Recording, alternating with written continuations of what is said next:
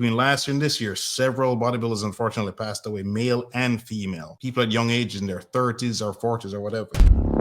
Or minimizing the impact that they can have. Sure, there's a more, reasonable approach to them for sure. So I'm going to respectfully disagree again. Yes, you can do less, and less obviously is less dangerous, right? But the problem I have with some of these things, right, is this. Just because and this guy knows way more on this stuff than me, just because you read a book on airplanes doesn't make you a pilot. Even doctors who study this stuff, there are channels with these guys. There's a very popular one. They will tell you there's so much they don't know. It's not as if there are a ton of studies on this stuff, because they're not legal to the studies on this stuff. There's lots of trial and error stuff. The human body is ridiculously complicated. Even with all the above board legal stuff, the human body is ridiculously complicated. And this stuff, there's just so much we don't know. So even though you can do lower stuff, the problem is, right, you can do labs and everything looks normal. It's not my opinion, this is the doctor's opinions from all the research I was doing, right? But you can still have sudden cardiac arrest, talked about earlier. You can have thicker blood, leading to blood clots, to ruptured tendons. There's no blood tests for, your tendon's about to rupture. There's no blood test for that. Cholesterol can have cholesterol issues, right, which can lead to stroke. Typically, one of the signs they'll show is that they have good cholesterol is very low. Some of this stuff is heart healthy, right? And again, everything is connected. This thing is screwing up over here, which lead to this thing, that thing, and boom.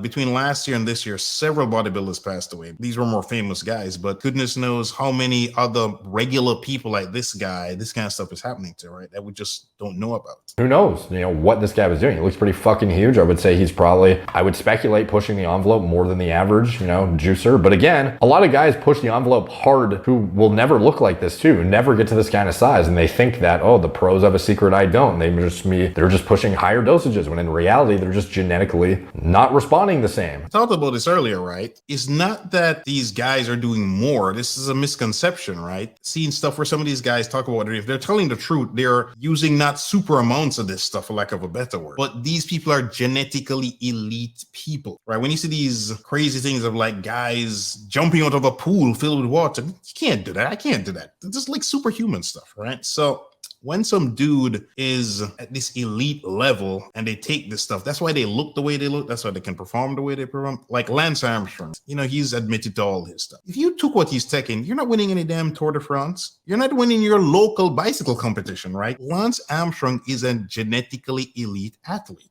All these people are genetically elite guys, right? It is what it is. You can't duplicate this kind of stuff. Got another super chat here. Thank you, Yaya. Super. Nice. I really appreciate it. Welcome back to the show. Thought I heard you say on a show that you take testosterone. Isn't that a form of steroid use? Would you say it helped you build your body? No, I did not say that on a show that I took testosterone. So that would be a negative, but good question on that. Testosterone does help build the body, which is why these guys take these things, because it definitely does help build the body, right? And when you're getting to the size that this guy is, you're talking basically excessive amount. I saw a video where one guy talking about his testosterone levels like 3,000, and I guess the normal one is like 500-600 or something. So it's massively high. Good question. Their diet's fucking shitty or whatever, and they're still exposing themselves to the drugs unnecessarily, potentially. So there was articles made about this. Life-changing. My fit and healthy fiance suffered a cardiac arrest for 70 minutes, left him brain dead. And it's basically summarizing essentially what we just talked about, but it's a pretty terrifying thing. It gives a explanation of how to perform CPR. At the end of the day, what is the takeaway from this? It is that you need to be aware of ancillaries, especially. I think a lot of people go into bodybuilding knowing about aromatase inhibitors, selective estrogen receptor modulators like Novadex, Clomid, etc., but they don't really know about things like angiotensin receptor blockers, things like beta blockers for, calming down the heart and getting somebody. So he's talking about taking like serious blood pressure medication, for example, beta blockers, right? So some of the side effects of these kinds of things are these guys can have crazy high blood pressure. So they look wonderful, but so much pressure again on the heart, right? Again on the heart. If you look like that, but you have to take blood pressure medications because of the stuff you're taking, that's problematic. If you think about it, right? You're a young person. If you have to take all these drugs to counteract the other drugs you're taking, again, is it worth it, right? And even then, the body's so complicated, you could still have a problem. Again, between last year and this year, several bodybuilders unfortunately passed away, male and female. People at young ages in their 30s or 40s or whatever, right? Just poof. Some of them had retired. They're not competing anymore. They still went, unfortunately passed away, right? It's not as simple as it sounds. You're taking these prophylactic methods. That could be fine, but may not be fine. Out of a sympathetically dominant, like prevalent state that is perpetual when you're on high doses of androgens, when you are, especially on things that are bleeding into your system, when you have a chronic bleed of like trenbolone and anthate or some shit, or even trinacetate with stable blood serum concentrations, like these things cause changes in your psychology and your neurochemistry to a point where you could end up in a state of like heightened fight or flight. Like, I heard him talking about change in psychology, right? Like some of these things, I talked about roid rage earlier. So some of these drugs, they can really hype people up, right? I mean, when you just Google some of these things and you see the crazy side effects of them, right? Like guys talking about not being able to use a knife and fork. Their hands are shaking so much, right? Or being clearly, super heated up in bed where they're like sweating, tons of sweating in bed. Or a cough, a persistent cough. I think they call it the trend cough, stuff like that. There's even some studies showing they could lead to Alzheimer's, right? So these things mess with so many things. And again, there's no clinical studies on this stuff, right? So you're playing Russian roulette with this stuff. You never really know. You never know. Because I heard a doctor years ago on a podcast, I think he was in Italy, an Italian guy, and he was calling to some podcast, health podcasts in the US. And he's a former bodybuilder type, and he was talking about this trenbolone thing, some super steroid that could lead to Alzheimer's, right? There's some clear evidence of this, he was saying. He himself was a doctor.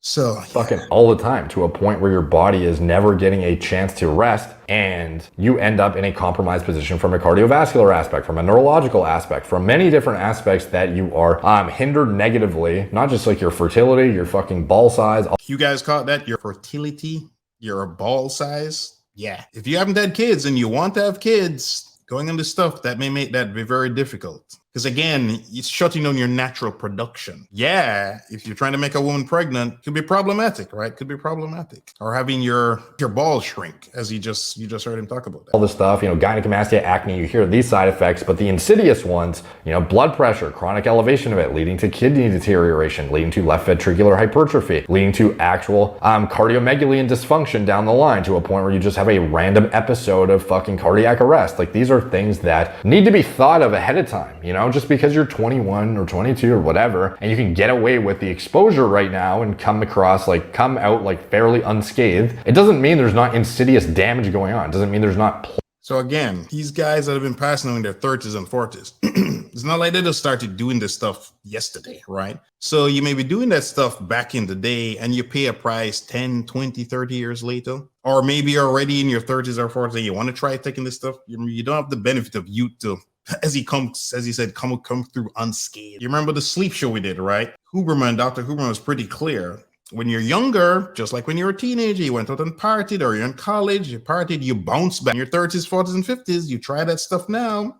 Doesn't work quite the same way. When you sprain that ankle, you don't just bounce back like you did when you were a kid. You tweak something, right? No, your ass is older now, right? Body, kidneys, your liver, all that stuff is not fresh. It's not brand spanking new anymore. It's gotten some miles on it, right? It's not quite as efficient or effective as it used to be. Plaque accumulating in your fucking arteries right now, and calcification downstream to that. There, like, even Antoine Vine. Calcification of the arteries, right? That's no joke. Think of piping like you have in your house, right? Or a hose. Think of a hose. Calcification is, let's just sludge in there. That's become solid, like cement hardening, right? That ain't going away. There's nothing that's going to make that go away currently, scientifically speaking. That stuff is permanent. It's stuck in there. So your flow of water, in this case blood, now that's less. So you start building up all this junk, this gunk in there. I mean, everybody's got plaque buildup. We all have this as you get older, more and more. But this stuff puts more in there, quicker, sooner, and more of it. Again, that's pretty serious. Increased risk of stroke, heart attack.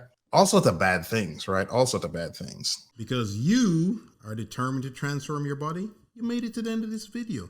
To get more tips about how to look great and feel even better, check out one of these videos you see on the screen. I'm sure you'll enjoy them. So later's my massive. Me a go long now. For those who don't speak Jamaican patois, that's goodbye, my people.